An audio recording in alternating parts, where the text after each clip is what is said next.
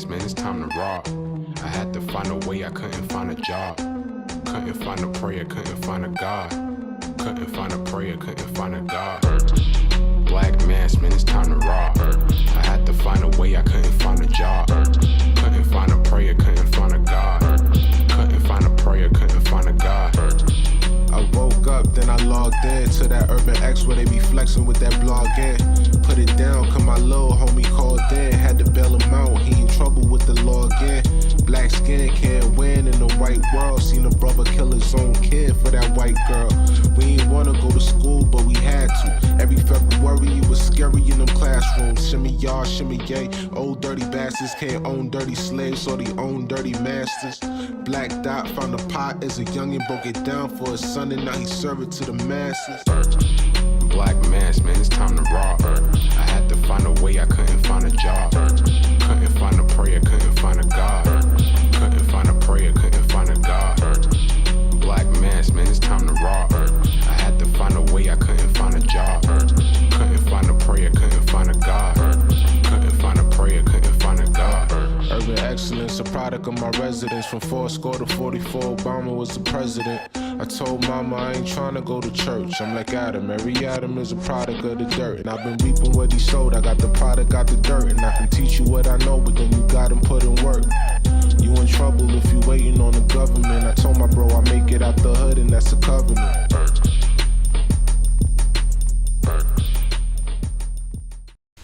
Peace. Welcome back to another episode of the Urban X Podcast. We are back with you guys. I'm Malcolm. This is the Black Dot.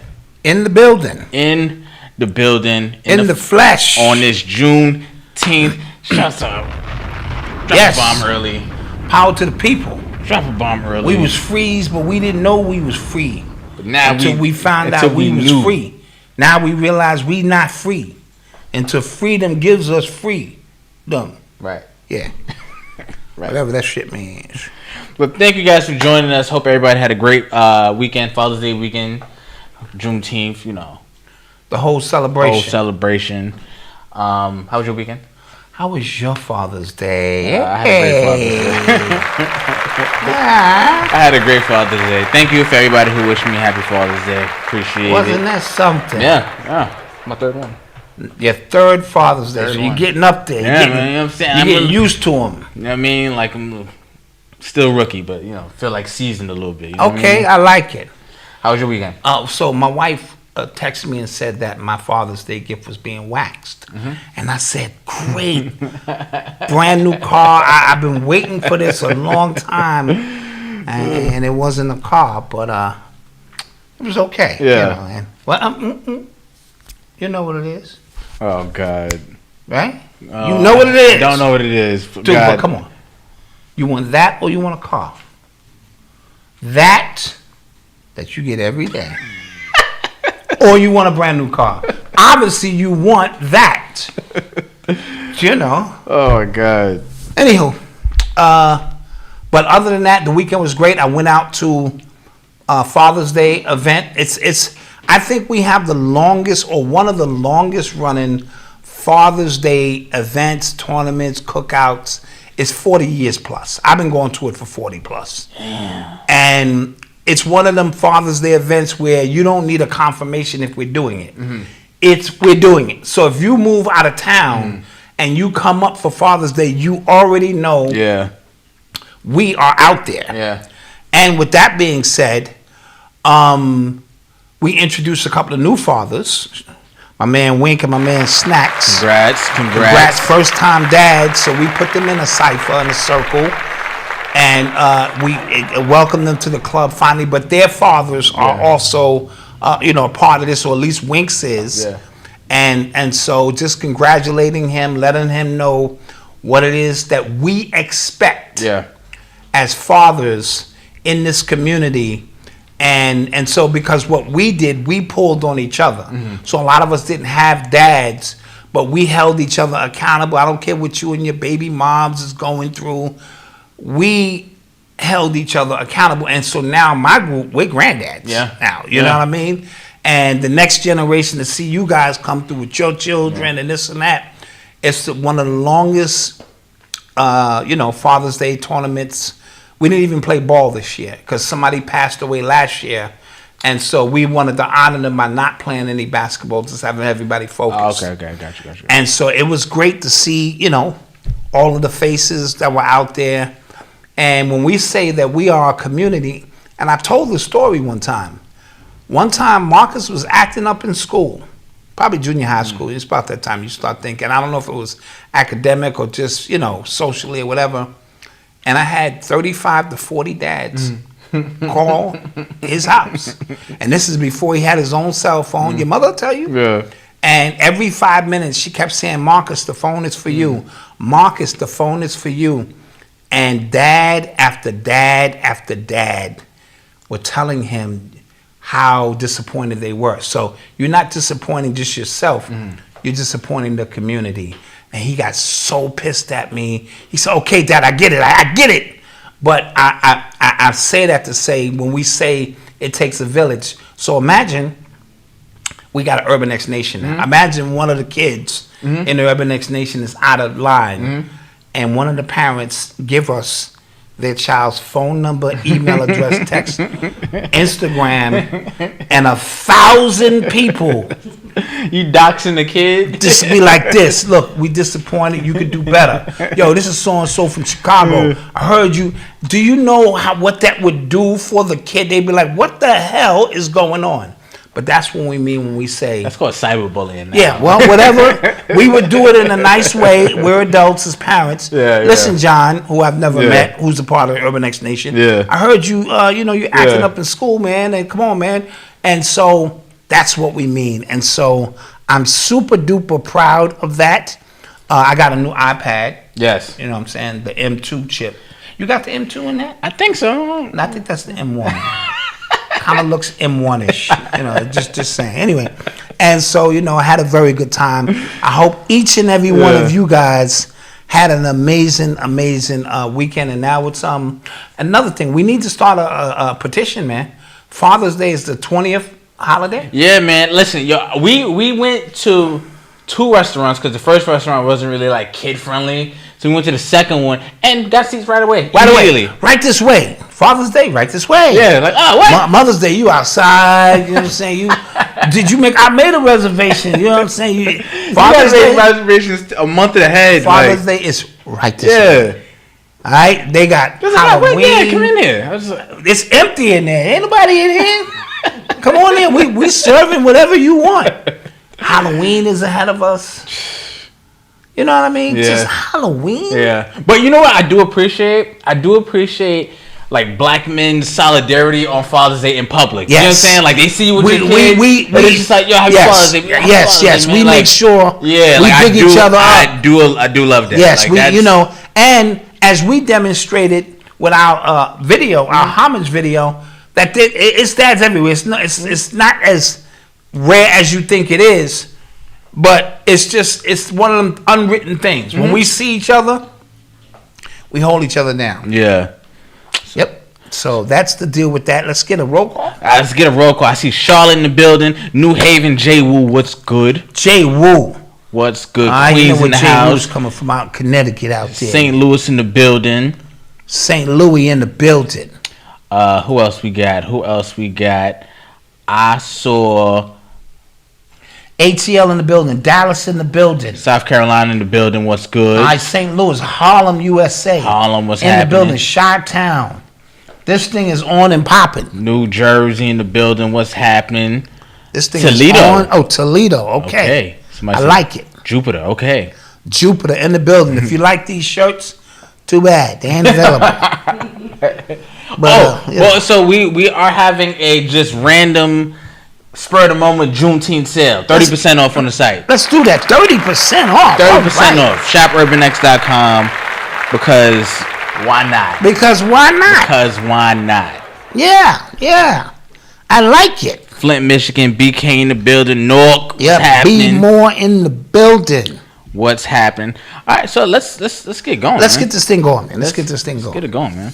You are tuned into the sounds of Urban X. So Russell Simmons was on social media today. Not him. Well, Kamora Lee Simmons and their daughter were getting at him today, and this happened as a result of Russell Simmons on Father's Day, he posted up like a meme on his story, and it was one of those memes like, don't ask dads why they weren't there, ask the moms why. Okay, so he left himself open for a cannon fire worth of stuff. Yeah, man. Yeah. So that happened, and then Kamala Simmons, I guess she went on her live today, and she basically said that he's been blocked on her social media for the longest, but she kind of has to carry on like that everything is cool between them. But she says a lot of deep-rooted things in between them, family and things like that. The daughter, how old is the daughter now? She looks like college age. Okay. Yeah. So she has her own thoughts. Mm-hmm. If the mother hasn't poisoned her thoughts. But what I'm going to say about that is the more time you spend with your own child, the less potent the poisonous venom of the other party is. And here's the thing, he's in Bali, isn't he not? That's my point, yes. Right, he's in Bali, running from these charges, running from these accusations, right? Including, see, when she says deep-rooted, remember, he dated her. And she was like a sophomore in high school, allegedly. Yes, let's throw allegedly in there. Rumor has it, you know what I'm saying? And so he picked her early on, and so part of that is when an older man, he takes away your most valuable, vibrant years. Sure, he may afford you some of the luxuries, the external luxuries and wisdom, but those years for a young woman, and I'm not just soapboxing, they're very important to be shared with an equal counterpart, because you guys are trying to figure this thing out together in most cases. And so I know women are more mature than men, and so they think they want more. So when the guy in high school, because we couldn't date none of the foxy high school girls, because the dudes with the cars was pulling up, little Maximas, little Jettas and shit. And I remember, and you know me, I was in my construction outfit. Jesus half the time. Christ. You know what I mean? Yeah. But you understand my point?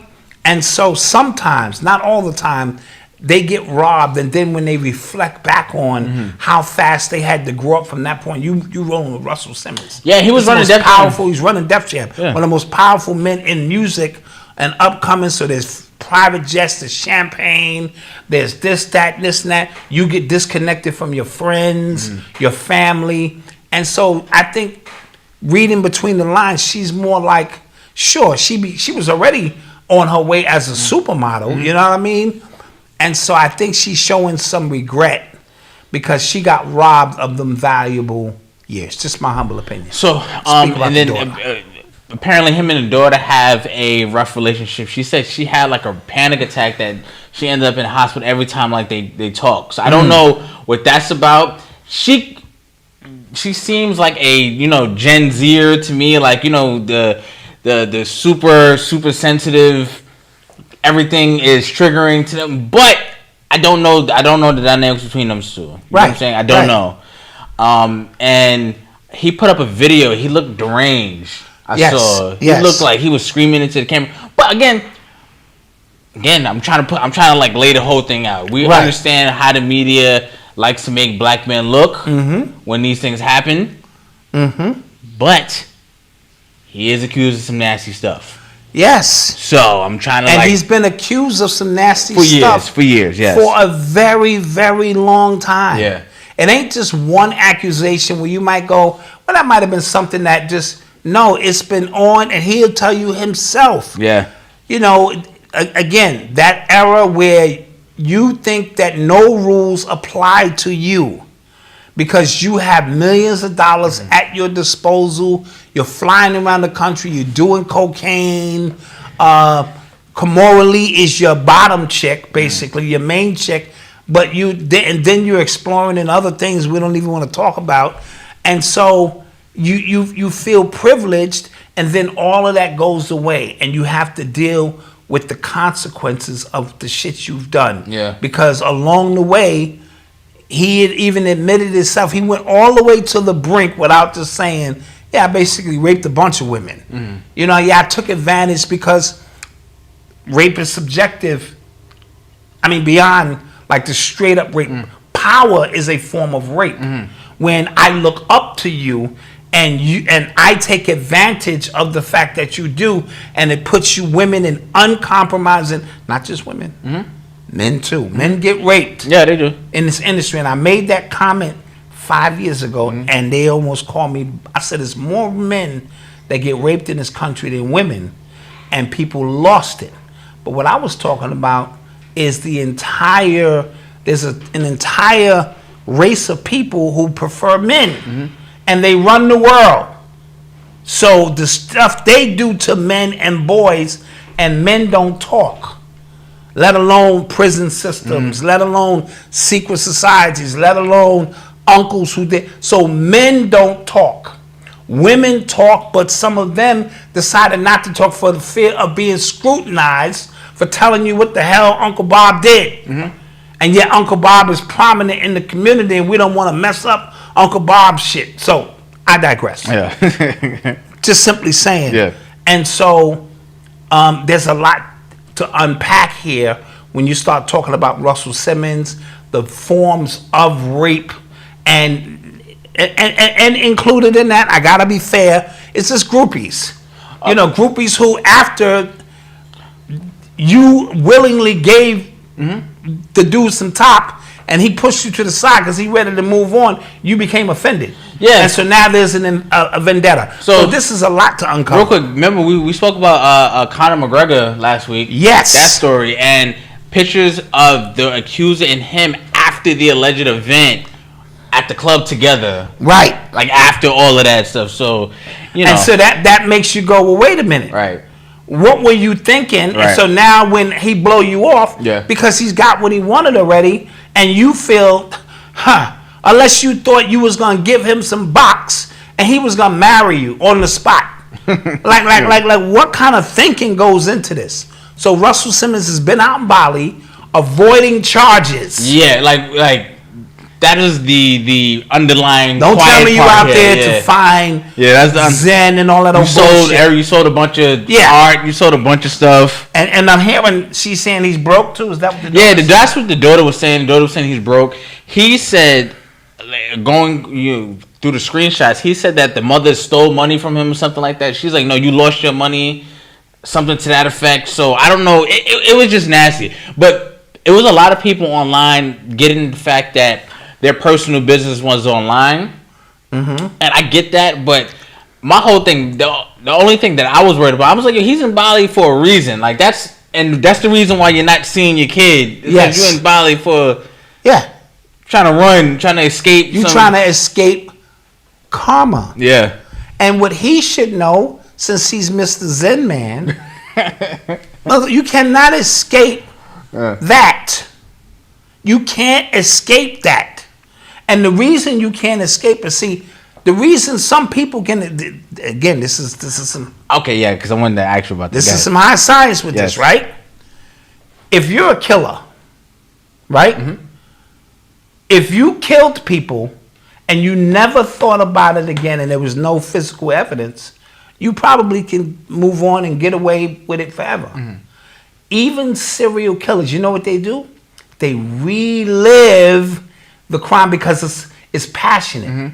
You know what I mean? And if you have a fetish for putting the heads in a jar in the fridge, you're reliving. So now there's a vibrational frequency that connects you to the killing that has already happened. And eventually, the more and more you think about it, the more and more you think about it, you are allowing the universe, because we say the universe is conspiring to give you not what you want, but what you are. So you're a serial killer, and all of these dead bodies that you constantly are thinking about, and how you did this, and how you, you know what I'm saying, finessed that one, and you took her feet and put them shit, all of that shit. And so you have a resonant frequency around you, and eventually you're going to get caught. Same thing with cheating on your girl. If niggas just knock it down and let it go, there is no evidence. How do niggas get caught? First of all, they're serial cheaters, right? Yeah. But they constantly thinking about the shit they did. And so you're creating, and now they're saying, now watch this. This is really going to spook you out. God. This is what they're saying, and they don't want to tell you this because it's a secret that the police department and the forensics knows. If I kill you, your eyeballs are still recording the event. Drop on that for about another 2-3 minutes. What? So you have That's a Black Mirror episode. They know because they're getting it off your retina. Your eyeballs are boom. Fucking my wife, she been trying to kill me for years. Fucking mama died.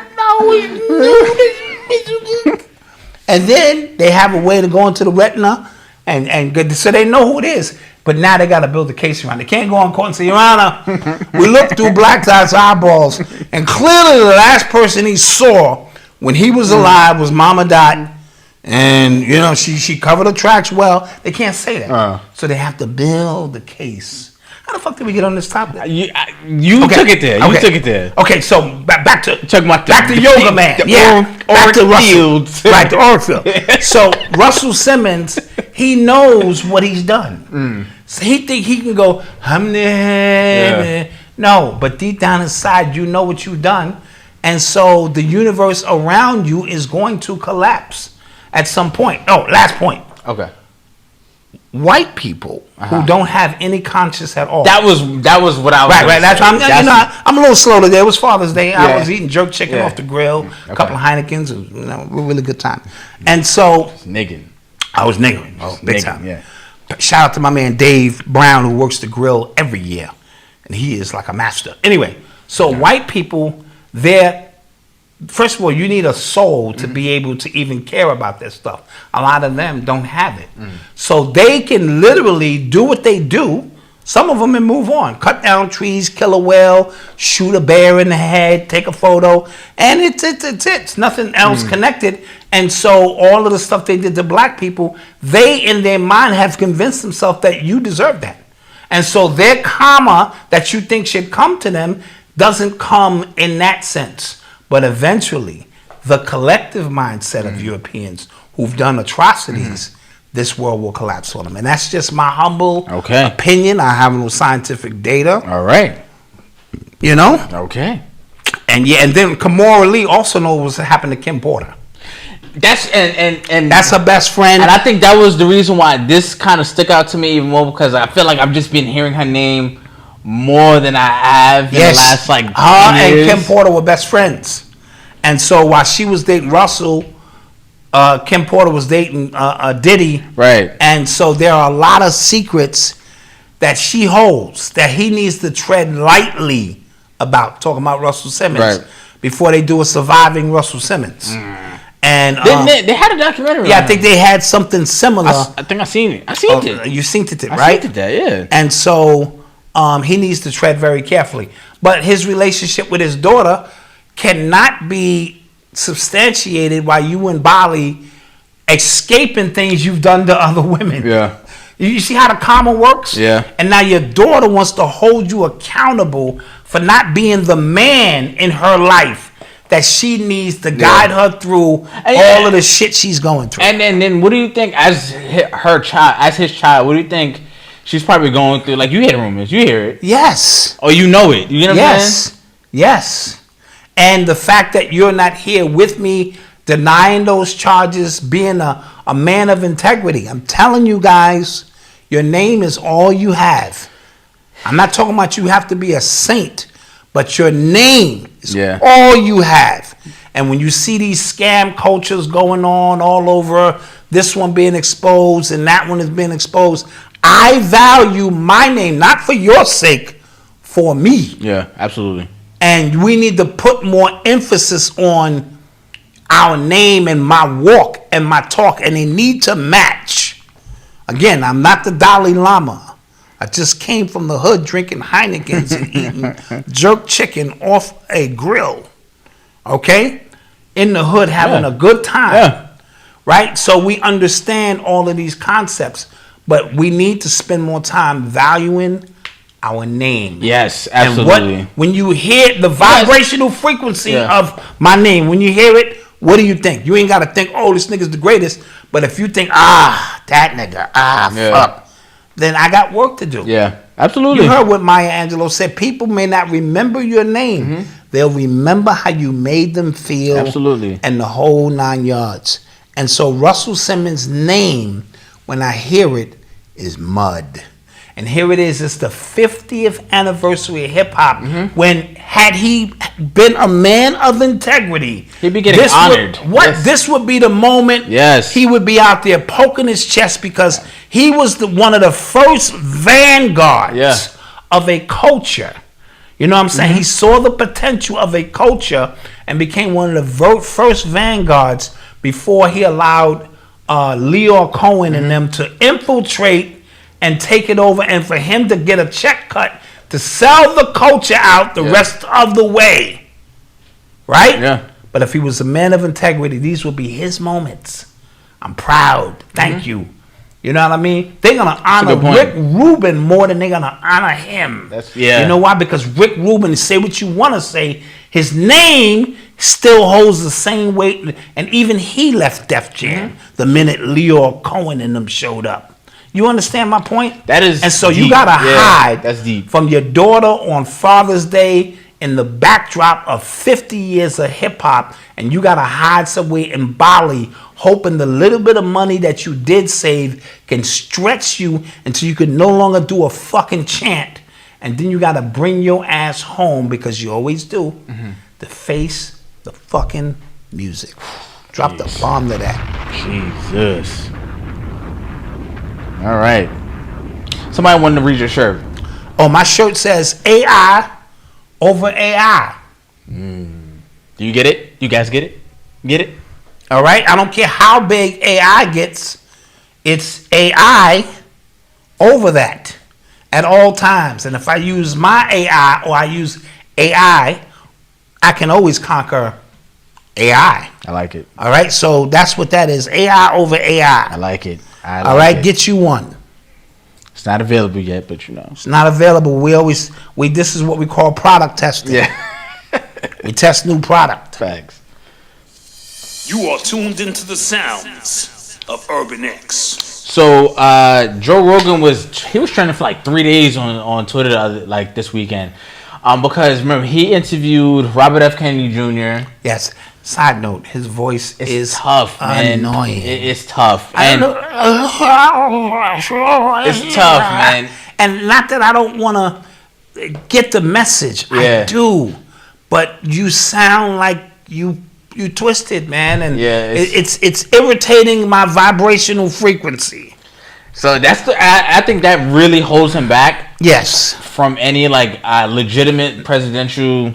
Orating is important. I think it's a science of the linguistics of how you speak, the cadence in which you speak, the authority in which your words come across in those capacities is very important. Because I think Nixon versus JFK, right? I think the first time they debated, it wasn't on TV, it was over the radio. Or the people who watched it said JFK won. People who listened to it said that Nixon won, right? But it comes across how you your presence and how you're able to convey stuff like that. You know what I'm saying? So the way he talks, I get it's an injury. He can't do anything about that. Yes, it's just hard to listen to him. But he was on Joe Rogan's podcast, and we spoke about it. Joe Rogan bigged him up on the book was amazing. Fauci, the book was amazing. He said he changed a lot of his viewpoints on vaccines, on the pharmaceutical industry, all that stuff. So Professor, he's a PhD, Peter Hotez, who's been on the Joe Rogan podcast, who's big vaccine advocate. He tweeted, Spotify has stopped even short of trying to stem Joe Rogan's vaccine misinformation. It's really true. And Merlin is awful, just awful. Just from alignment, is that what they're saying? No, it's somebody's name. Okay. Just from all the online attacks I've been receiving after this absurd podcast, it's clear many people actually believe this nonsense, right? Joe Rogan responded. He don't really be on Twitter like that. Right. He responded to Peter, if you claim what Robert F. Kennedy Jr. is saying is misinformation, I'm offering you $100,000 to a charity of your choice if you're willing to bait him on my show with no time limit. Drop bomb to that. And then he started backtracking. He was like, nah, you know my number. You can email me. We can handle this off thing. And then Joe Rogan started pulling up old tweets of Peter's like, yo, you called me, basically a fascist. You called me all these things. Like, let's have the debate. And even Robert F. Kennedy Jr. said, let's have a respectful, congenial, informative debate that the American people deserve. They're not going to do that. They're not. And a bunch of other people started saying, I got another 100,000 on that. It got up to like $1 million. And then for your favorite charity. Yes, for your favorite charity. And then the guy Peter Hotez, he started saying like he's getting cyberbullied. Oh, see, he went to the victim. He went outside and a bunch of people on his lawn. Yes. See, now he's garnering sympathy. Yes. Like, I'm being attacked. Yes. No, you're not being attacked. You can't be passive aggressive when it comes to a topic of this magnitude. Now, that same comment he made, had he made it 3 years ago, he would have shut Joe Rogan down maybe. Because people would have been like, that's right. But now people are going, wait a minute now. Wait a minute. Because we're starting to see the residual effects of the jibbity jib and all of that stuff. No, definitely. There's still some people on his side. Yeah, there's going to be. Washington Post called. The Washington Post, they did a whole article, and anti-vaxxers are like, you're still using the anti-vax tagline. And you're still using that because Big Pharma is still cutting checks. Exactly. Don't get that twisted. Also, again, allegedly, rumor has it, apparently, I'm using all that stuff, Peter Hotez, he is actually linked with Peter Daszak as a part of funding a gain-of-function research that in Wuhan that resulted in COVID and that has resulted in the jab being created. There you go. Yeah, exactly. Right? Exactly. So now I think Joe Rogan needs to be very careful. Because what that did is that almost pushed him into a corner. You know what I mean? Because when you start putting money up to say, I believe JFK or RFK Jr.'s and willing to challenge you on that, we already know Big Pharma and them are lying. And so Big Pharma, big bank take little bank. So I've seen them knock people off for less. No, so here's... And I'm not insinuating that Joe Rogan is not a part of the scheme of things too, but I've seen it happen. Because here's the thing, it's every like 3, 4, maybe 5 months, Joe Rogan's name is in the political sphere somehow. This is the first time I've seen him actually put his name out there and put his money out there, like you said. Like, we're just like, oh, okay, like he was actually like going after him, like, no, you said all this, come on the show and talk. So I thought that was kind of odd. Raise an eyebrow. Not only odd, you start thinking you bigger than you are. That's what I'm, you know what I mean? Yeah. I could put up 100,000 to prove, and now you're treading in waters. It's like, dude, we all know who killed JFK. Yeah. But we don't talk about that, and you keep talking about it. Dude, we know what happened during 9/11. Yeah. Stop talking about it. Yeah. It blows your mind how those buildings came down. We understand. Yeah. We don't talk about it. Yeah. We understand the Mars landing was fake. We don't talk about it. And you keep talking about it like you want, like you're trying to get into something. You know what I mean? And so he has to be very careful. Yeah. Because your money, big bank will always take little bank. And I've seen Big Pharma allegedly planes fall out of the sky, helicopters just that never fall out of the sky just start falling out of the sky. And weird things and ships start. These niggas sank the Titanic, son. Yeah. But, you know, it's crazy. So that's why when I see certain people, certain big names, insert whatever big name you want to put in, really on a huge platform, exposing whatever, insert whatever conspiracy, whatever. Thank you, Kevin Macon. Thing you have in there, and nothing happens to them for years. I have to raise an eyebrow. Yeah. Just put any name you want to put in there. Yeah. And any conspiracy you want to put in there. If you're a huge name and you've been known for years. Yes. To expose this and you on every show and I just go, huh. And then we talk about the equaling of your mindset in terms of you're in a prison, but we have to give you an escape into another prison. So you, by thinking you have these choices by thinking this guy's for me because he represents my thought. You don't understand the simulation that you're in. This is a simulation. Let's just be clear with that. Oh, you saw the bird that was stuck in the sky? No, I didn't even see that one. Oh, yeah. The Matrix was glitching. Yeah, somebody didn't rewrite or he didn't pay his bill, or like just now, my computer froze right before the show. Yeah. You know what I mean? Yeah. And so what's happening is the assimilation is learning you, and you are building the simulation at the same time. Yeah. That's why I say stop going to work the same way. Stop going into the same restaurant, ordering the same coffee every single day. Stop telling the same corny jokes with the same coworkers every single day. Stop talking about the boss with only these coworkers. What you're doing is you're writing a pattern. Algorithms need to be shaken up, and that's for all of us. Mm-hmm. You need to shake up the algorithm of self, and you need to do it and start once a week just doing something that you normally wouldn't do, that just sends the algorithm of your life into some form of tailspin to go, wait a minute. Yeah. Is this nigga relearning some shit? Yeah, no, not because facts, the ones who don't relearn nothing, you are the most easiest people to program. Yeah. I got my God, I got my job, I got my kids, I got my sports. Absolutely, yeah. Job, God, kids, sports. Job, God, kids, sport. And I don't deviate from that. Friday, my wife know I'm coming home late, stop by the bar. Me, Tony, John, we're going to get drunk. Yeah. I'm going to come home. I might whip your ass that night, might not, but I'm going to be drunk. Yeah. Give you the money, bill, that. And that becomes your reality. Didn't you say weird shit like, they holding me back? No, yo, listen. You're holding you Listen, back. that was me. I was complaining. I said, I feel like I'm in a loop, yo. Like, yeah.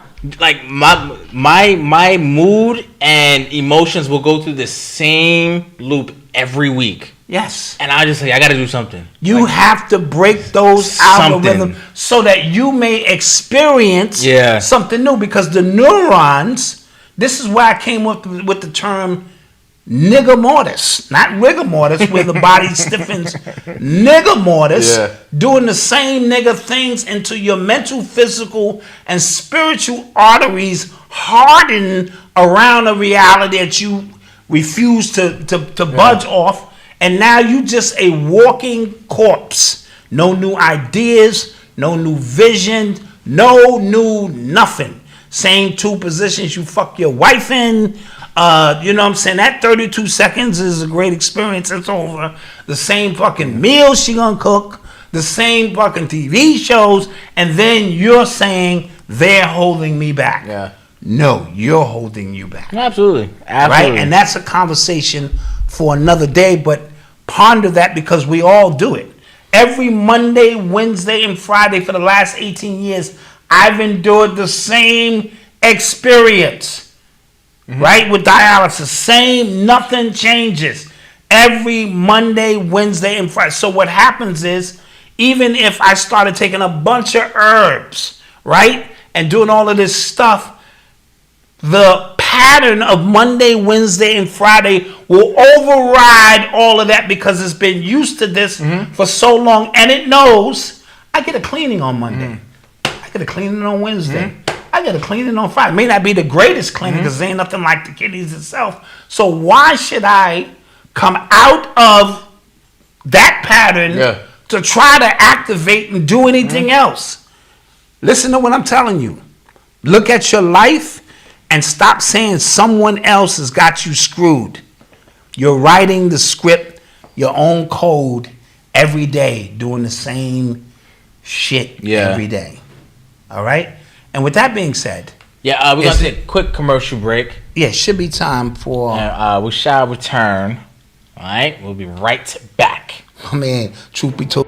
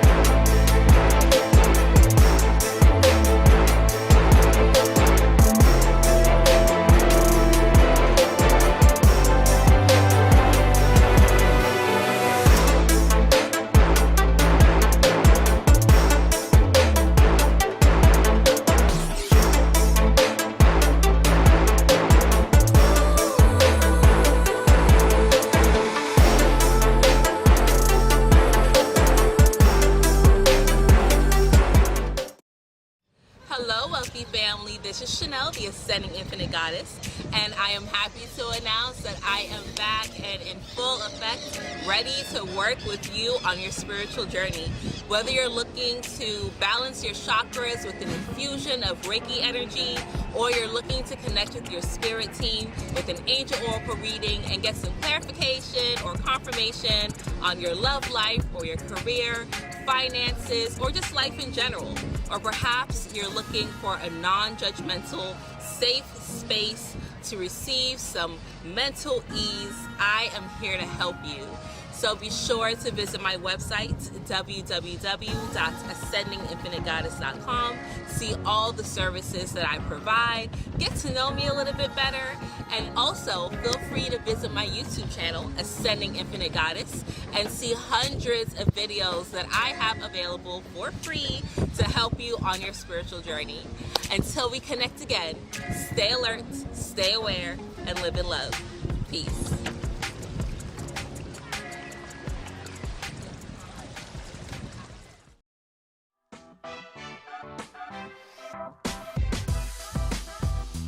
I think they're both gonna stay, and they're gonna try again next year. Just being realistic. Like it depends on. It depends on the coach. The Hornets I heard about the Hornets. Westbrook. I wouldn't be mad at Westbrook.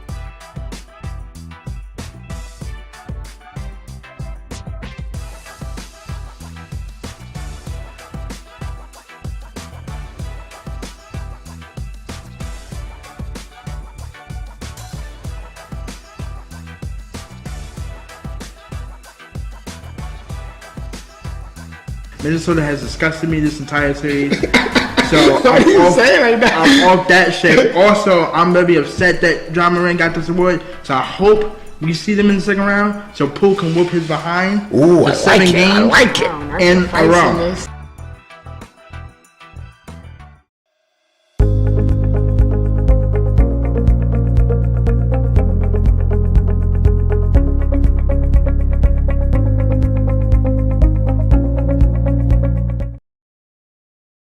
Are you ready to unlock your true potential? Embrace your authenticity and ignite your personal growth. Then get ready, because Empowering Our Brother Man is here to revolutionize the way you perceive yourself and the world around you.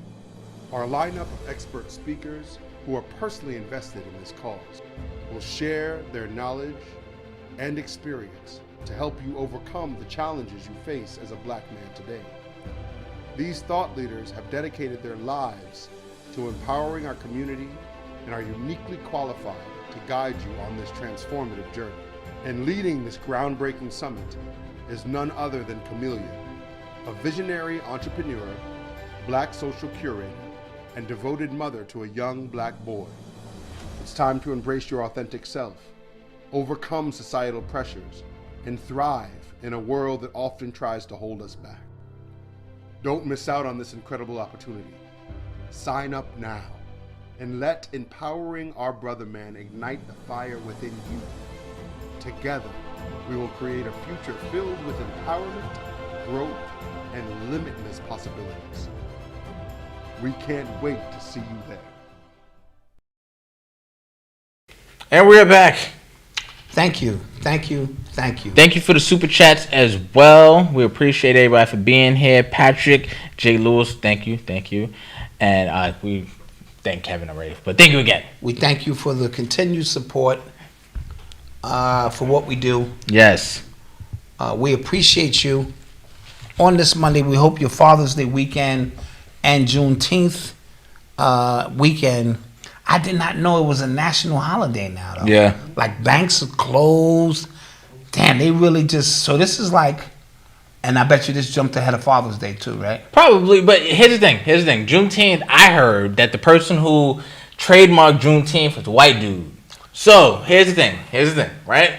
Think about how sick that is, right? White people have enslaved Black people, and then are able to monetize off of the celebration of you being free from the slavery we put you in. Oh no, it's some sick shit. Guys, this is nuts. Like, yeah. It is really, really just like a slap in the face every which way now at this point. Every which way you turn, it's a slap in the face. Jeez. Right? And so, but now, you have to do what black people do. Mm-hmm. We niggerize everything. You got to.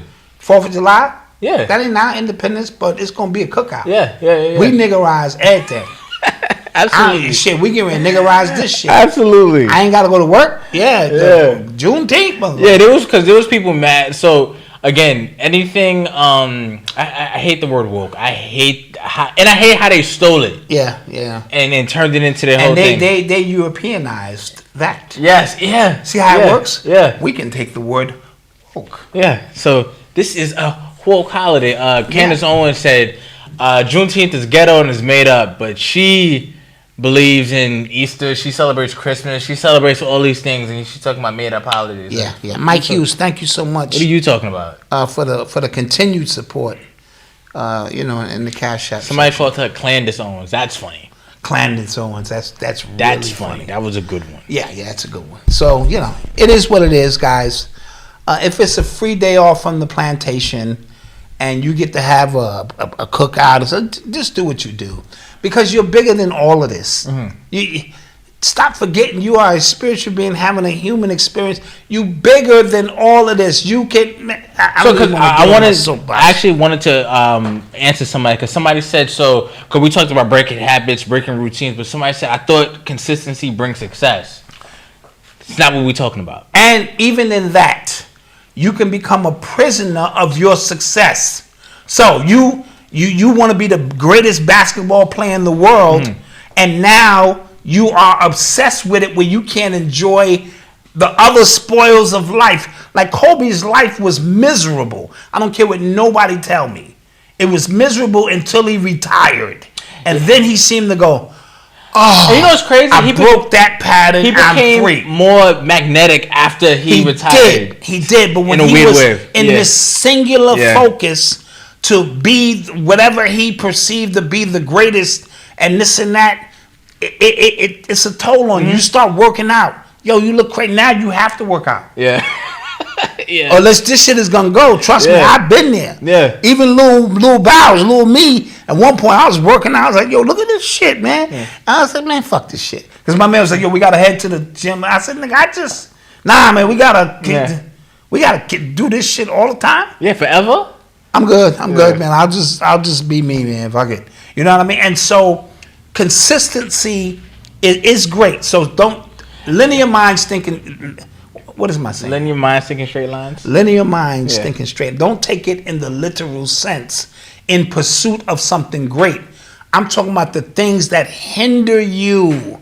The things that you create around yourself that are not beneficial. Of course, always do more of what is going to be beneficial for you.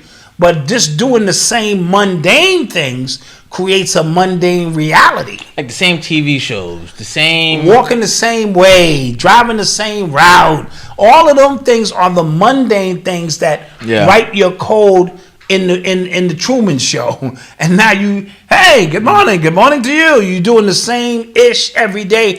And then you turn 40, 50, 60 and go, damn, I've done nothing. I've done nothing but the same shit. It's people who work the same job 35, 40 years and then they retire. They give them a watch, or a piece of cake, a pen. I saw somebody get a pen for 25 years when I was at the DOE, and I was just like, I did a year, and I was just like, I'm good. 25 years and a pen. I don't want a pen. So same music exactly. Exactly. That's a real good one. Yep. I was listening to the Joe Budden podcast. I love that show. Even Rogan, you know what I'm saying? But they, like, one of the conversations, I was like, you know what? I'm going to give you a break. Yes, and you have to do give you that. Break. Like, I just couldn't. Throughout everything. Side note, Killer Mike's album. They were talking about Killer Mike's album is fire. Killer Mike did that damn thing. And it was much needed. Hip hop has been like a stalemate. Great album. And it because he poured his heart into it. Yeah. It had that southern bell, that southern swing to it, and he can rap. Killer Mike can. He could always rap, and I think like he was always like one of those people like, oh yeah, he can rap. Like you never really like out there on the front lines. Like when remember Black Dot had to show people. Yes, like because he was always within the confines of the root, right? And they were a live band, and he would have moments. But when he came out and showed you, he had to show you. So I think this was his Killer Mike's moment, like he had to just show people. Yes, and I thought that was like it was a really, really good album. Really dope album. I highly recommend it. Big up to Killer Mike for putting that work in. No #1 albums this year. I'm hoping this one makes #1. It's got the name Mike to it. Yeah, it's called Michael. On the 50th year, that's crazy, right? Yeah. Yeah, I heard this song.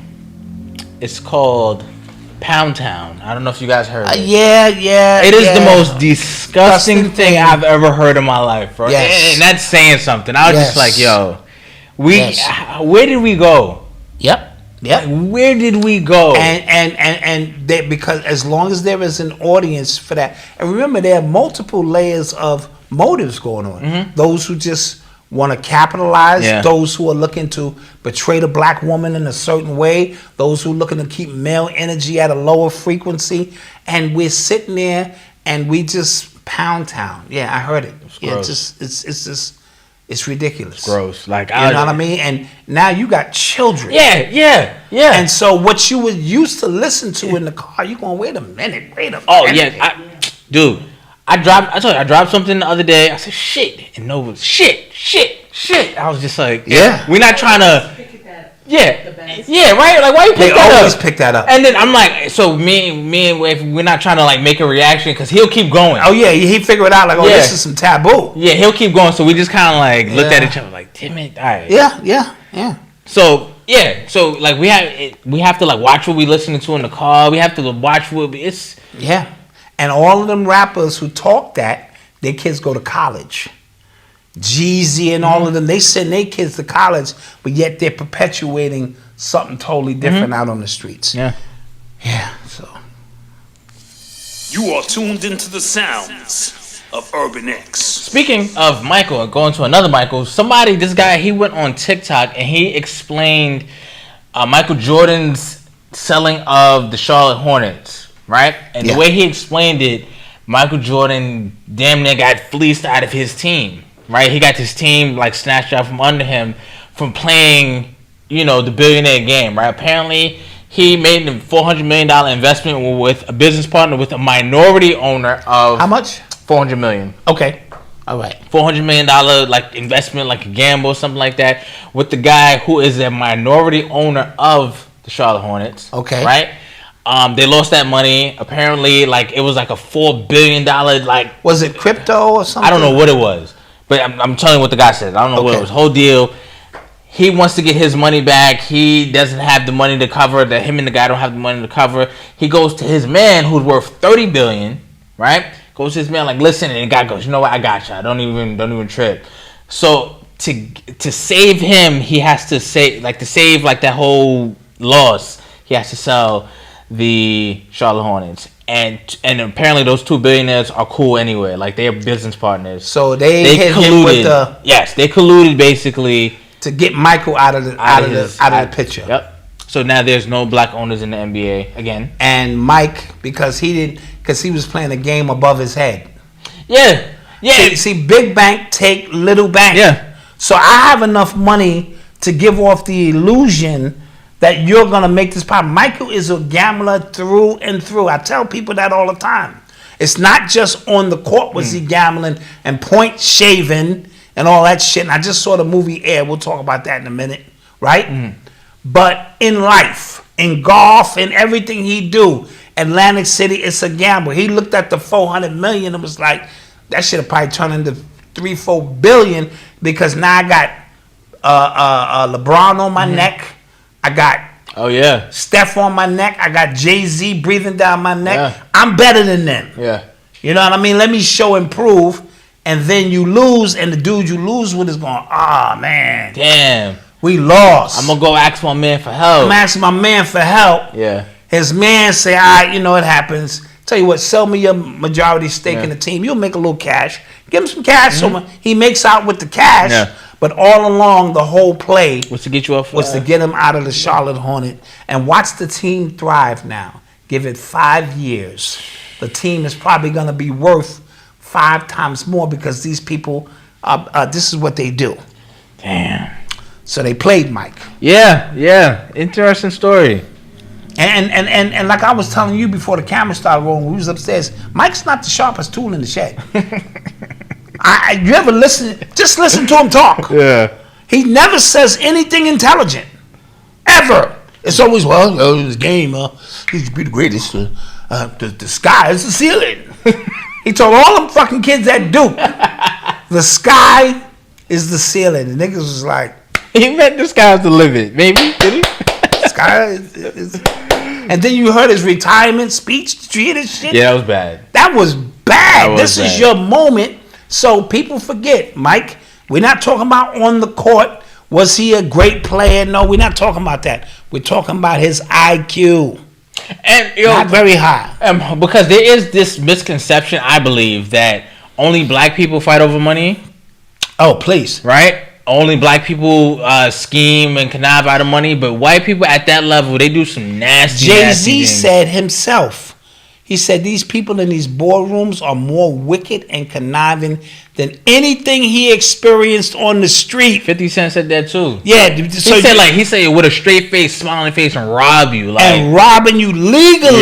Yeah. You know what I mean? So, no, you never let your guard down because these people, when it comes to money, especially white people and their money, too, they will get you for that. Yeah.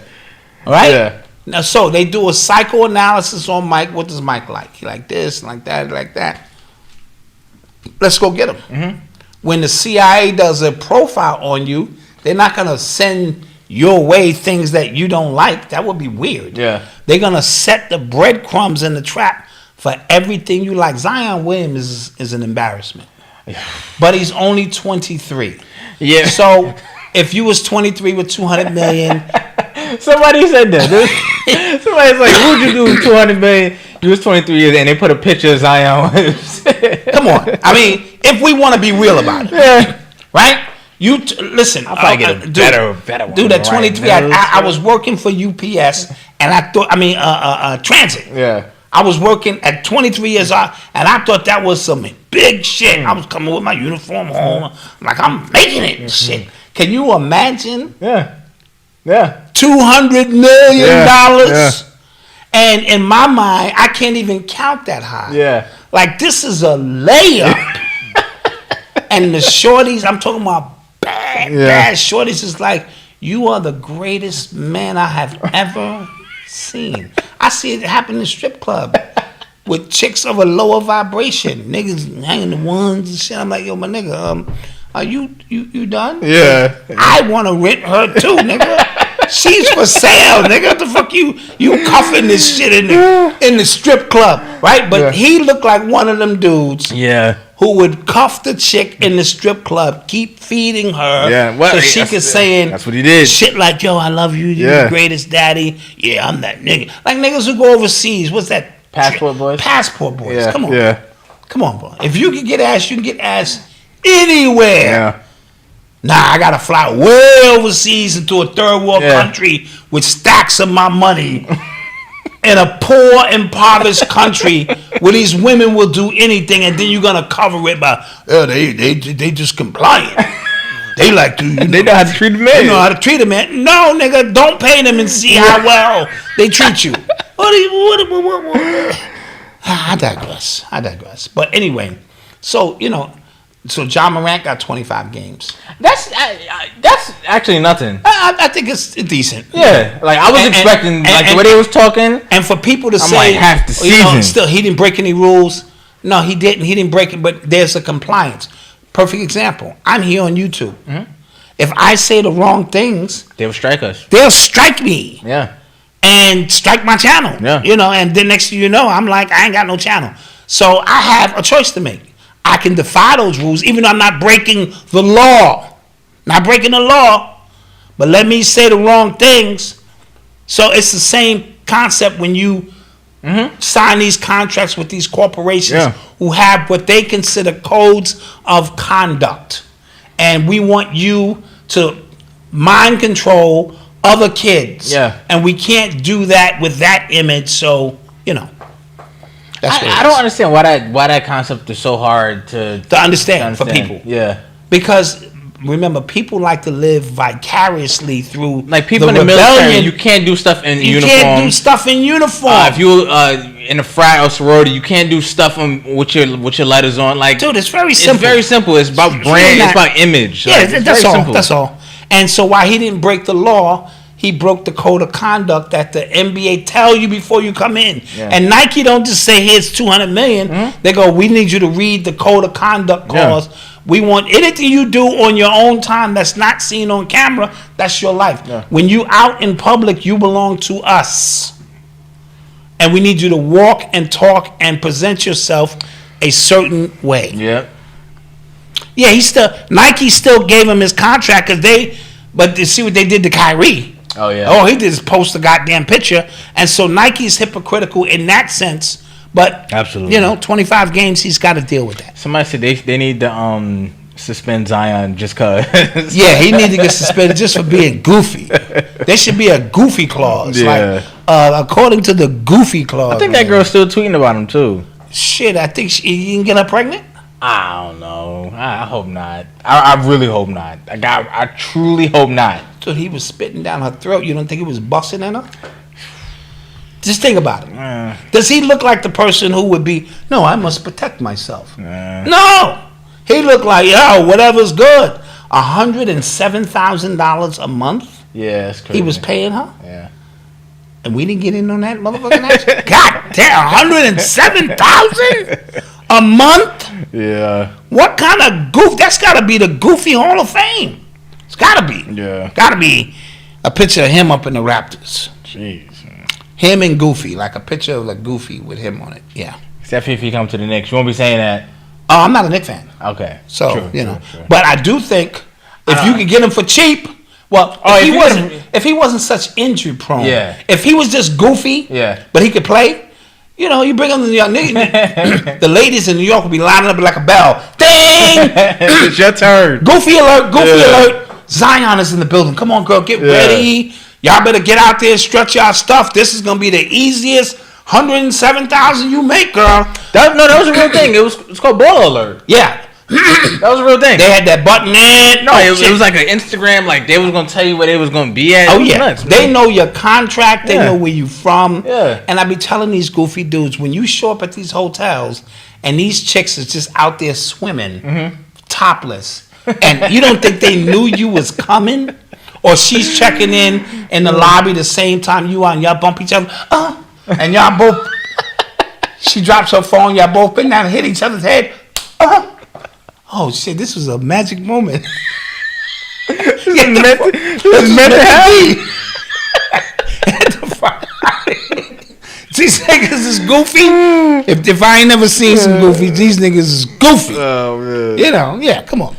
That's fine. You're listening to the sounds of Urban X. Yeah, I heard Dion might have to get his foot amputated. That surgery. Yeah, I heard. Didn't go right. That's what I heard, man. Crazy. And I'm wishing him well. Yeah. You know what I mean? Yeah, I heard. I think Colorado football made another, like that university made like $500 million according to Dr. Boyce Watkins. Yeah. Since he signed there. That's crazy. Like ticket sales, all everything, that stuff. Because he's prime time. Yeah. You know what I mean? And while he may have still been able to do the same thing where he was over the course of a period of time, it's instant in Colorado. Yeah. Colorado is popping right now. Nuggets win. Oh, the hockey team won. I didn't even think about that. You know what I mean? So it is their time. That Illuminati airport is out there. It's a lot of crazy stuff going on. And so he's right in alignment with Denver's ascension. Mile High City. Whoa. It's all lined up. It's all lined up. Yes. So he gonna get there and now what wasn't relevant becomes relevant. Wow. Okay. I didn't even think about that. I didn't even make the connection. Yeah. Condolences out to rapper Big Pokey from, I think he's from Houston. Yes. He passed away the other day. He collapsed on stage. Deepest condolences. 45 years old. To him, 45 years old and passed out on stage.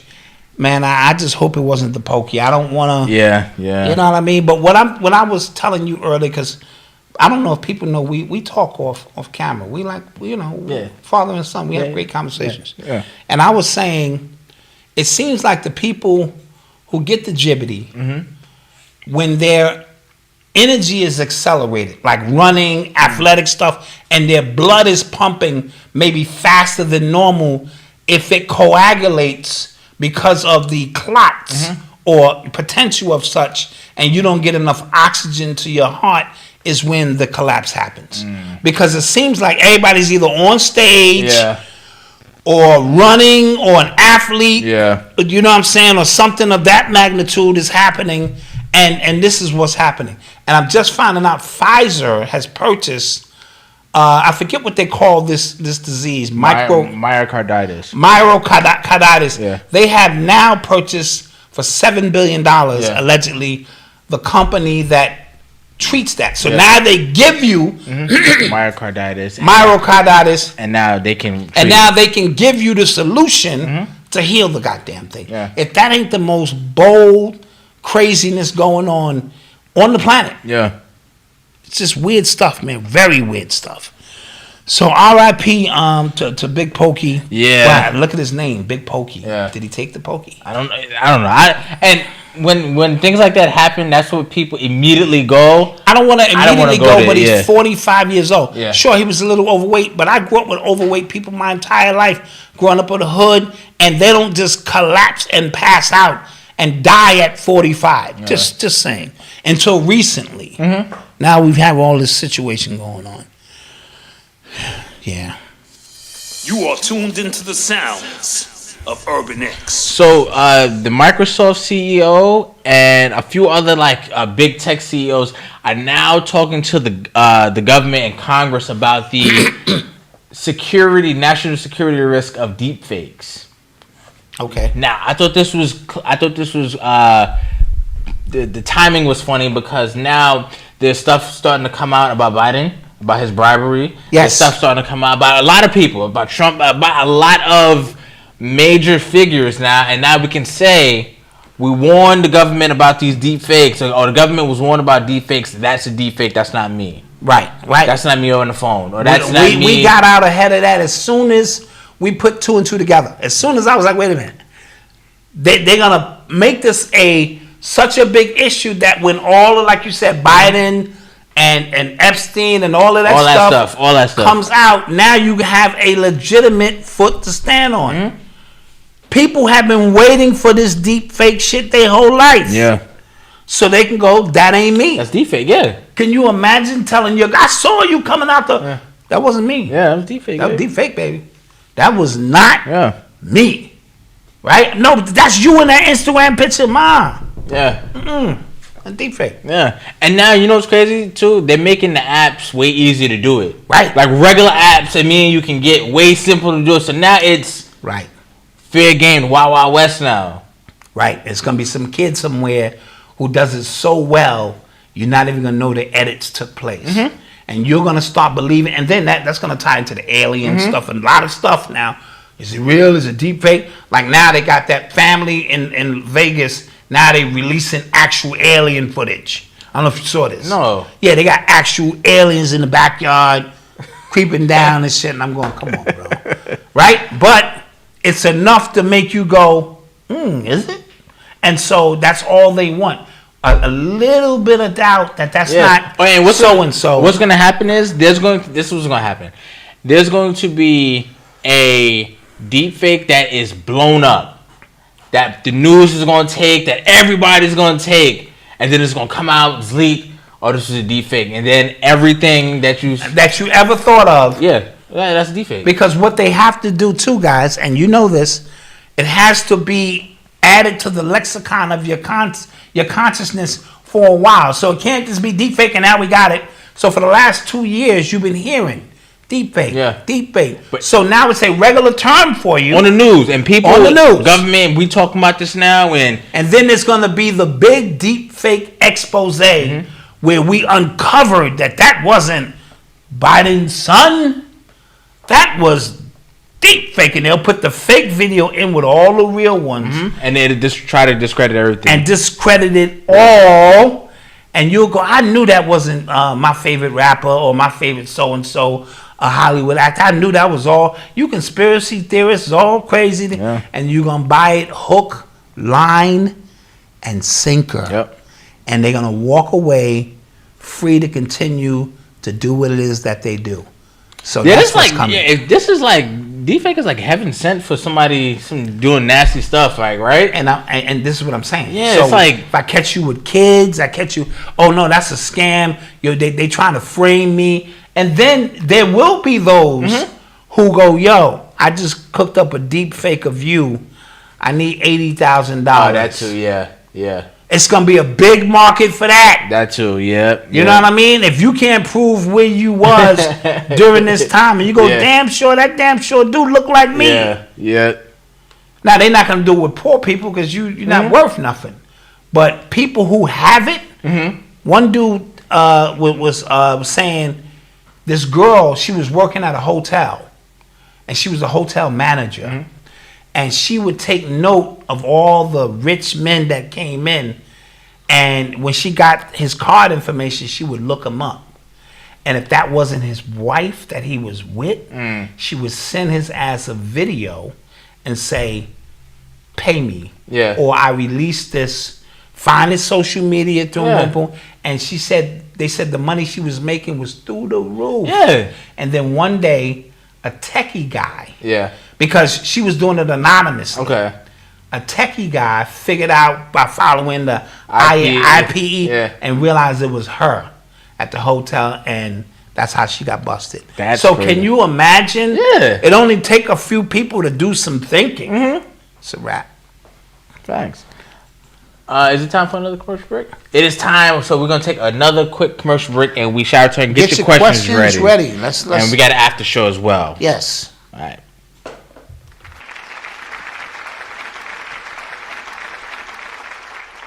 Hey, son, did you put up the Urban X t-shirts for the family I told to? And why you dressed like that, son? Pop, after reading the ISIS papers 37 and a half times, I am woke now. Woke? Son, it's 4 in the afternoon. What do you mean woke? I've been woke all day trying to get you to get in here and do these shirts for the Urban X family. Malcolm. Whoa. Malcolm is my slave name. I am grown by Brother Mustafa Imhotep X squared.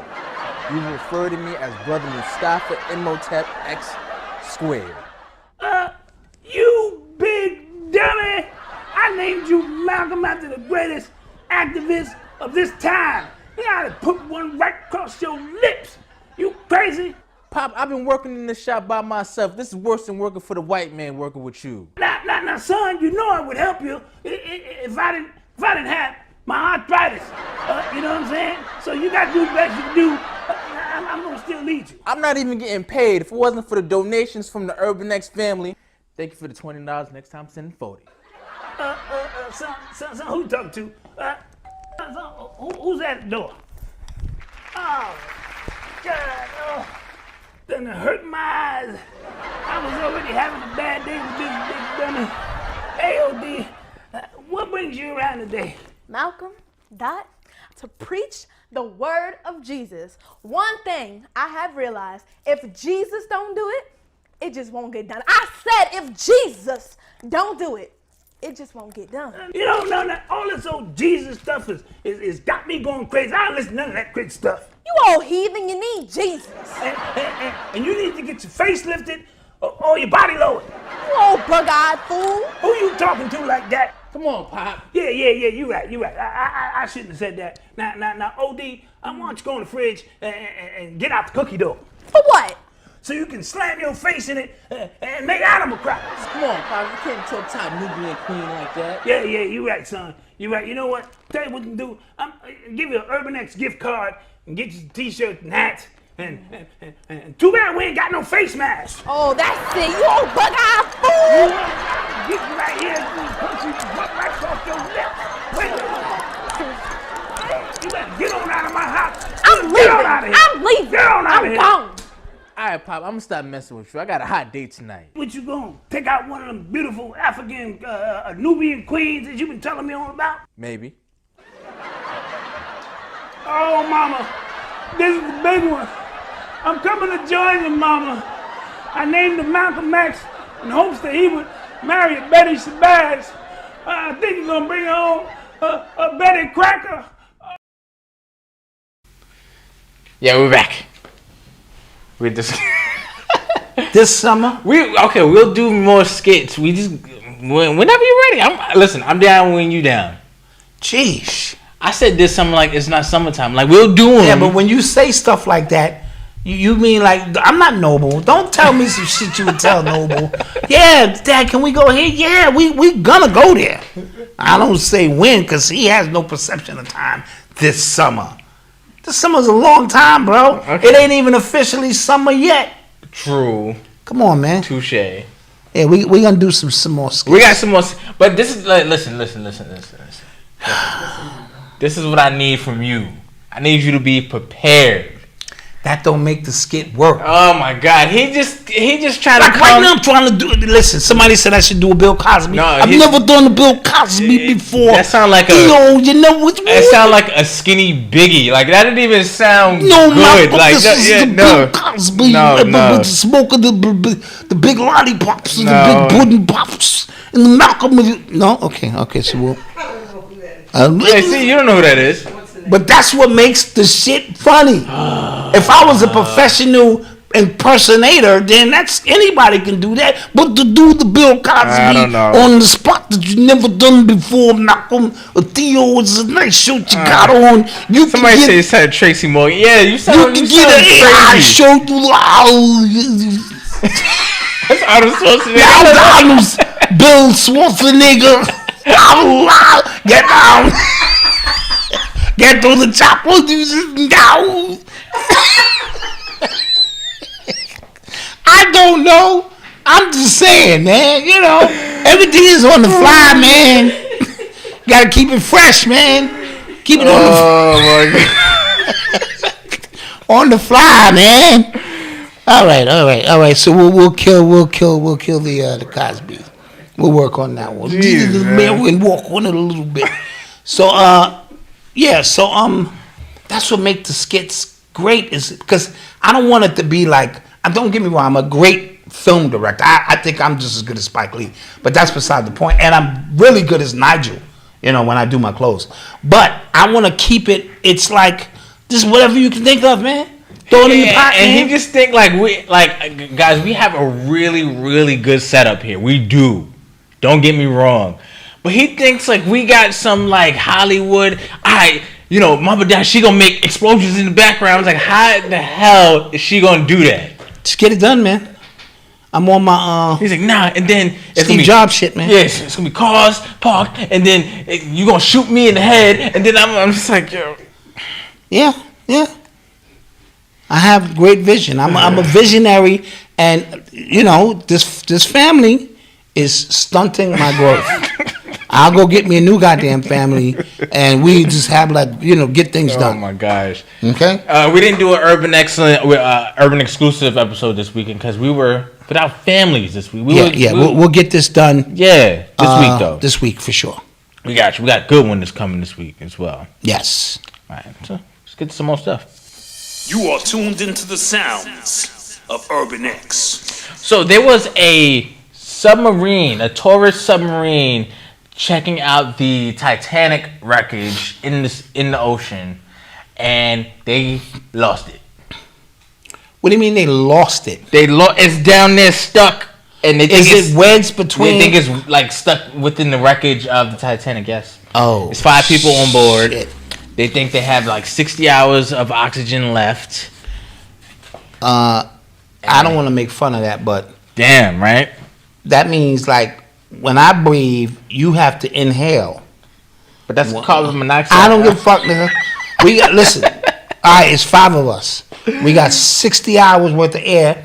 If I catch you breathing more than once every minute. And you see he's talking, giving these directions. But that's breathing outward. That's all in one breath. And if I catch you breathing out, I saw your nose move. Your nostrils, you snuck some air, nigga. So, no, it'll get crazy down there for the air, bro.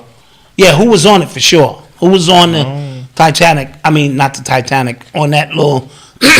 But imagine having to fight over air, nigga. Yeah, that's crazy. How do we divide air? That's torturous. If you a fat nigga and your lungs like you just sucked up, nigga, that was 4 gallons of air, nigga. No laugh. No, you know what I mean? Yeah, don't laugh either. You taking them more. I'm gonna get petty with the air, bro, because we ain't got a lot of time down here. Yeah, that's or I start looking around at who I can knock off. But that's more air. No, dude. It's 5 of us. If we get rid of 3 people, 3 others gotta go. That's more air for the 2 of us to think, and they're gonna be sending help. Hopefully. Eventually. Yeah. So that's when you start thinking about all kind of stuff. Who's the weakest person on this boat right here? Yeah, you ever seen that movie? Damn, I can't forget the name of that movie. But like, I don't want to spoiler alert. At the end, they all about to die. So he got like, it's 5 of them in the car. He only got 4 bullets in the gun. So he kills everybody, including his son. And then he just like, damn, like he want to kill himself. But then at the end, like the military come and save everybody. You ever seen that movie? So did he actually kill everybody? He killed everybody, yeah. And then they came and saved him. Yeah. Wow. The Mist. Thank you, Jay Fries. The Mist. Crazy. That movie was nuts.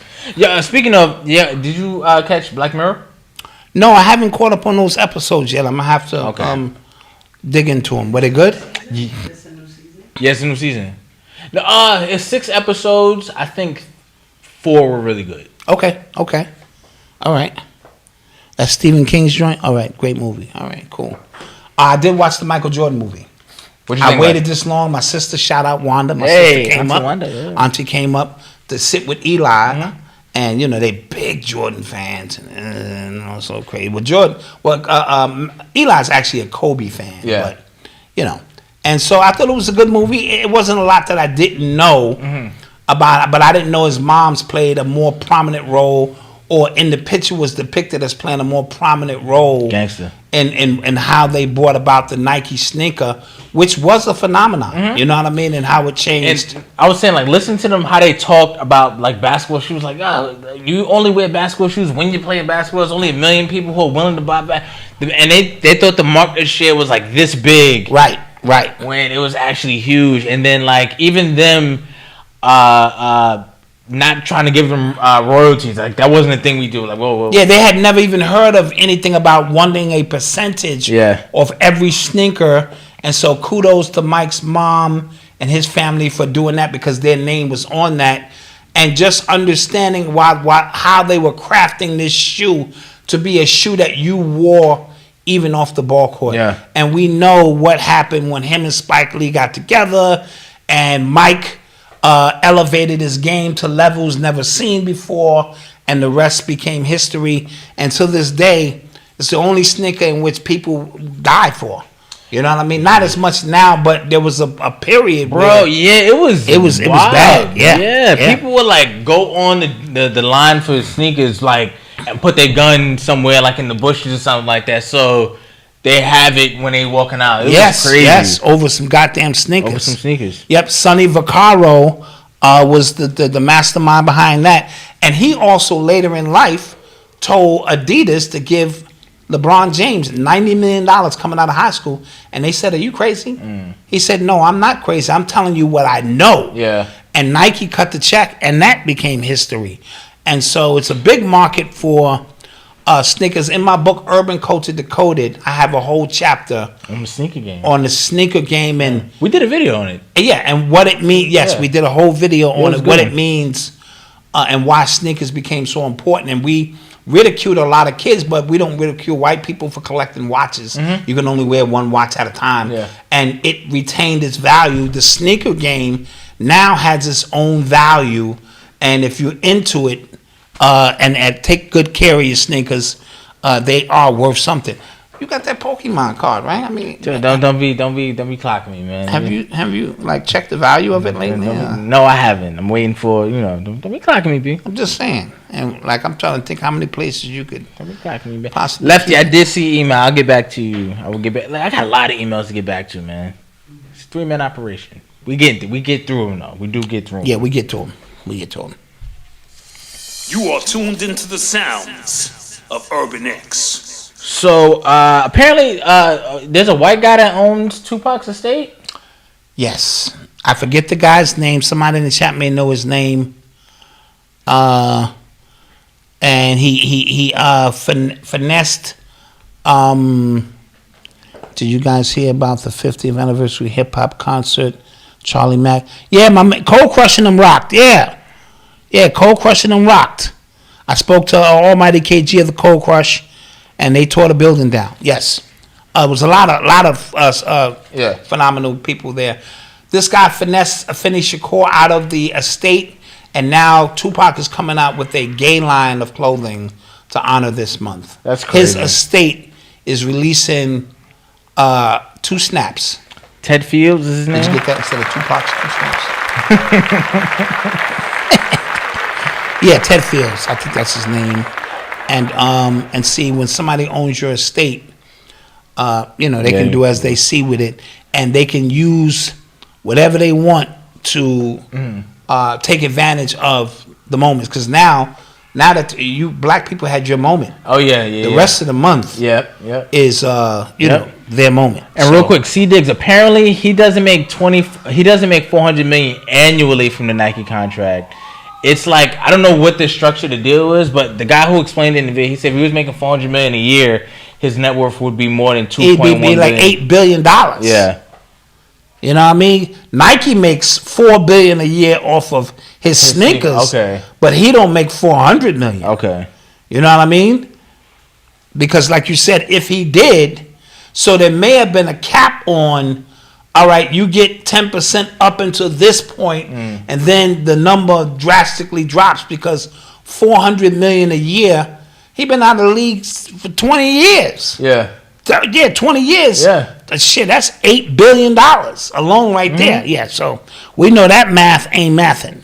And they said, and the guy said a lot of his wealth is was tied up in the actual ownership of the Hornets as well. I can believe that. So, and he probably wants to liquidize some of his money. Yeah. And you know what I mean? Yeah. Somebody said Ted Fields was over Interscope Records. Didn't know that. Yeah, we're gonna talk about the DC Young Fly in the after show as well. Yes, we'll finally get to that in the after show. Get to that as well. Because Ray Lewis' son. Drug overdose. Yeah, that's what they said. Is what we're saying. Yeah. Did you guys see that? Bill Gates has a mosquito. He's factory? making 30 million mosquitoes a day. Like genetically modifying mosquitoes. Yeah. For what purpose? I have no idea. These mosquitoes are supposed to be doing something, but look how dangerous a mosquito potentially is. Yeah. Right? Mm-hmm. It's got the virus in it. Yeah. Or some form, and then it bites you. Yeah. Listen, these people are diabolical. You know they're putting it in the food. Yep.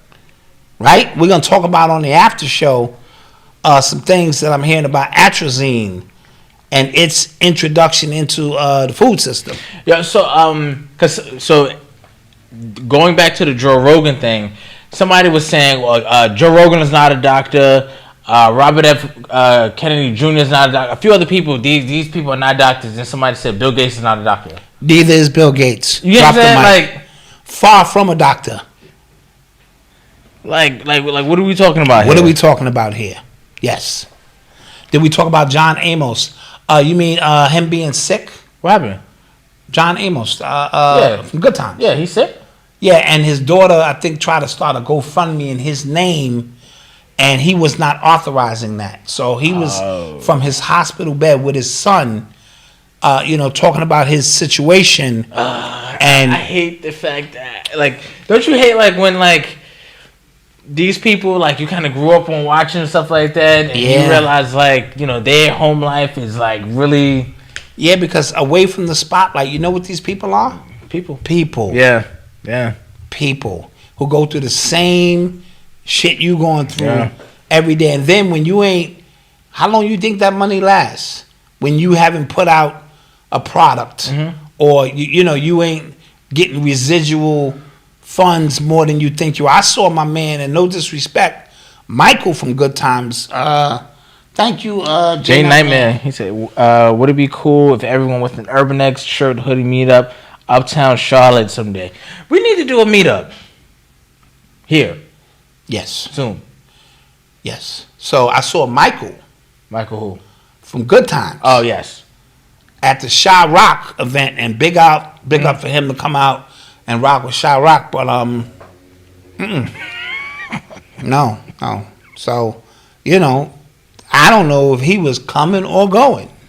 Just my humble opinion. So I'm like, this nigga had on like a rerun hat and some suspenders and some big ass baggy pants and some other shit. I was like, yo, my nigga, like, why? You had a time, Nick, because every time it's somebody else you saw that looked crazy.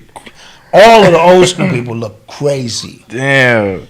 I mean, and that's probably how they see me. Like, because I looked at my man, and I ain't going to say his name, but like, half the teeth on the side of his mouth was gone. I just saw him not too long ago. Man. When we talk about the 50th year of hip-hop, remember, these kids was in their teens, they in their 60s. Now, there was people in there with walkers with Zoom Nation jackets on, and people like with crutches talking about, I was brought up a graffiti writer. What? I was a graffiti writer. I'm like, yo, my nigga, like, God damn. I mean, it just was, niggas had on like, one nigga was there, he was old. This nigga was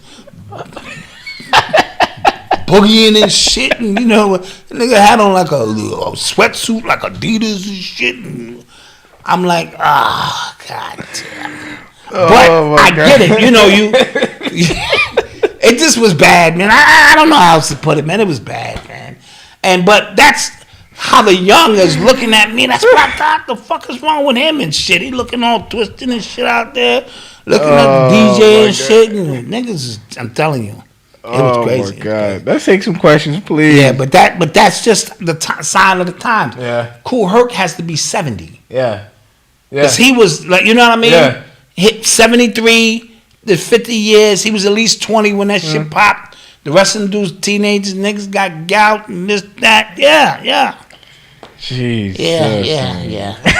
And it was a stark reminder that that's where I'm heading. Man. So I'm gonna be out there in my wheelchair, shit like, I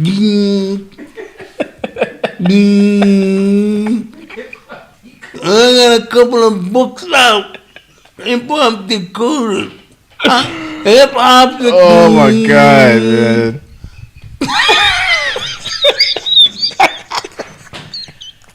That was wrong.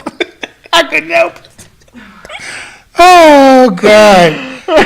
Listen, everybody gets it up here, including me. Oh my God. And man. we don't spare nobody, man. Somebody said Zicky Seamoss, yes. Yeah. We don't spare nobody up here, man. Everybody get it, man. Oh my God. So let's take some questions. Take some questions, please.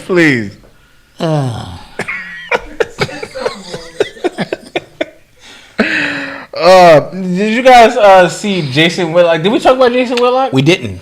Jason Whitlock, he did a piece on the Obamas and the Obamas' best friends, and he was strongly alluding to those kids not being the Obamas and actually being best friends' kids. Now, again, these are conversations that we have here. Yes. Some other places in private you have those conversations, but he's one of the first people publicly to come out and say that. Tucker Carlson insinuated that Obama was gay on his one of his episodes on Twitter. So that conversation is getting loud. Yes, to say the least. But we've had this conversation years ago. Yes.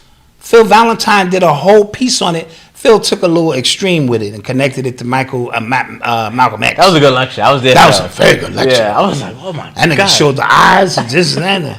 And then he put Obama's mom in the same hotel that Malcolm was. Yeah. Interesting shit. So, but go watch the Whitfield piece, and it's interesting. But it's stuff we already knew. You know what I mean? Them kids do not look like Obama and them. They look like them best friends, though. Yeah. And the best friend, the mother delivered the children, and the father is the head of his organization. Yeah. And they go with them everywhere. Dude. Let alone Michael. Oh, yeah. I ain't never mistake. My wife's name is LaTanya, but we call her Tanya. Yeah. I ain't never called her Tony. Yeah. Or Tom a day in my life. Yeah. I ain't never been in a speech somewhere like, yeah, me and Tom. And this man has called his wife Michael on 2 or 3 occasions. Michael. Yeah.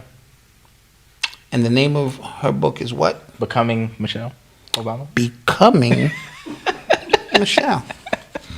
I think Noble can put that one together.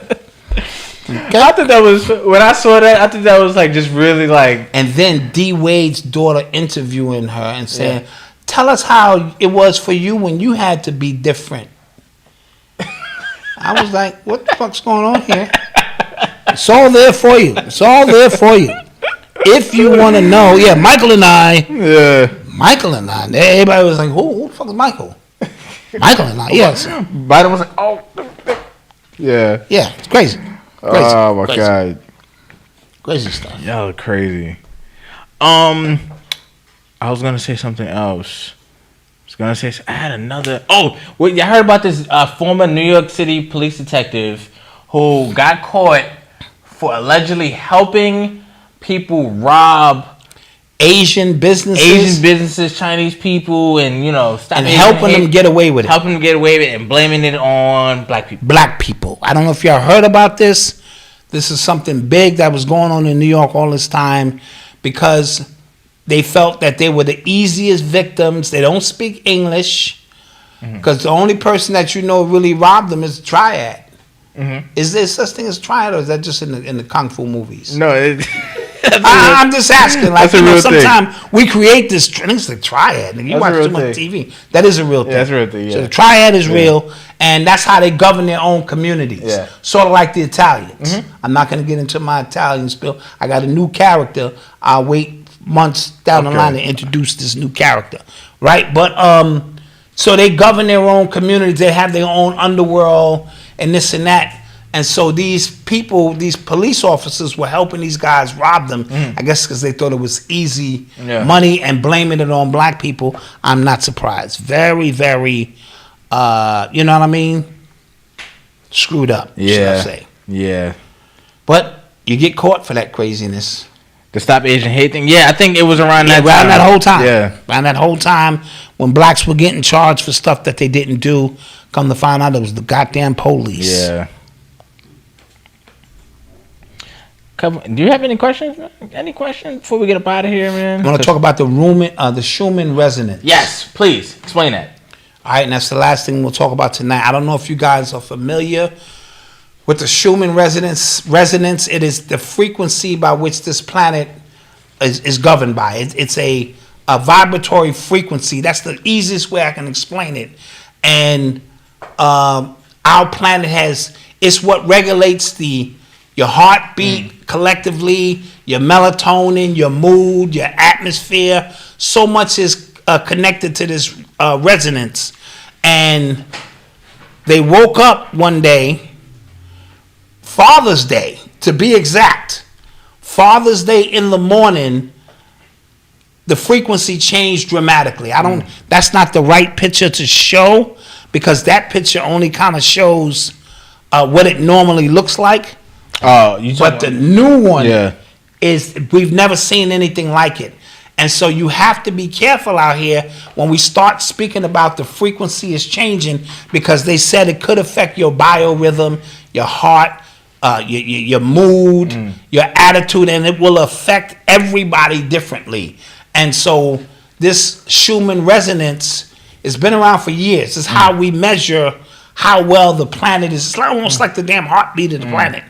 And we woke up on Father's Day, and it was different. They had never seen. It's almost like a clear disturbance of some sort. I don't know if y'all saw. Oh yeah, okay, you saw it. Okay, Dread, and it looks amazing. But what does it mean for us here on the planet in conjunction? And I like to keep everything connected, because when we see the fires and we see the collapses and we see all of these things that we think are isolated incidents, be connected on what your government know is coming. Yeah. You know what I mean? And how they can create an earthbound distraction so you won't even know that your frequency is changing. Now, I'm not saying that this is a hostile thing.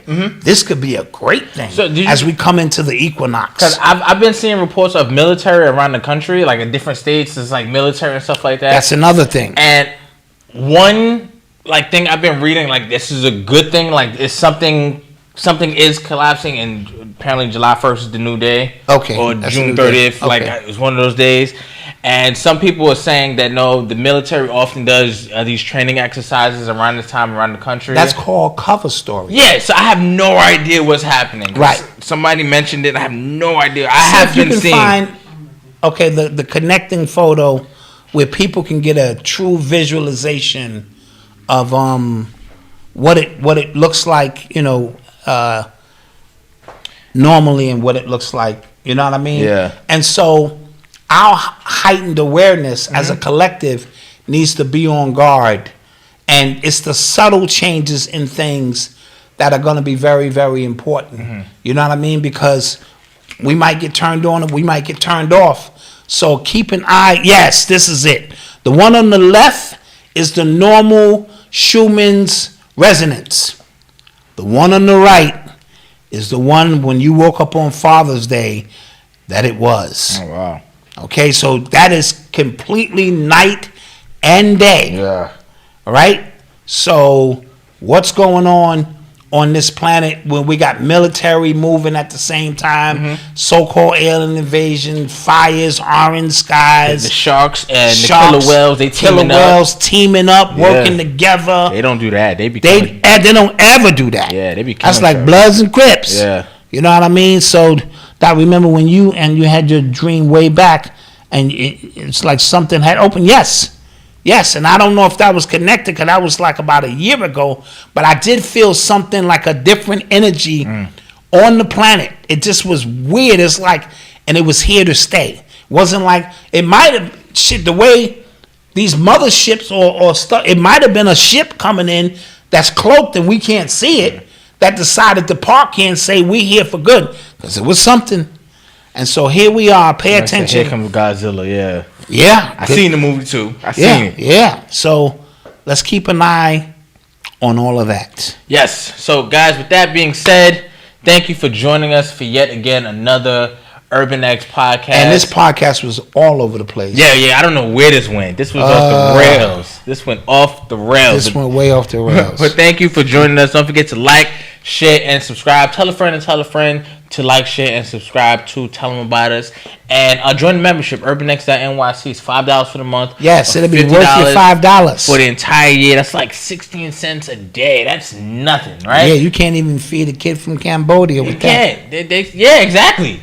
No, they're like, yo, not enough. You know what I'm saying? So we're going to take a little 5-10 minutes, and we'll see the members over in the membership. So